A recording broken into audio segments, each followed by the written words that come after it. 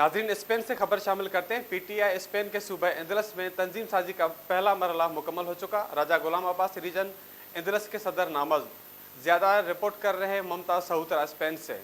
Tehreek Insaf reason अंदलूसिया के ज़ेर तमान सविया में तंजीम साजी के सिलसिला में तकरीब ज़ेर सदारत शिराज भट्टी हुई, जिसमें रीजन अंदलूसिया से पीटीआई स्पेन के मेंबरान और कारकुनान ने शिरकत की। तकरीब का आगाज़ तिलावत कुरान पाक और नात रसूल मकबूल से हुआ। तकरीब में निज़ामत के फ़राइज़ secretary general PTI Spain Chaudhry Abdul Saboor ने अदा किए और कौमी तराना बजाया गया।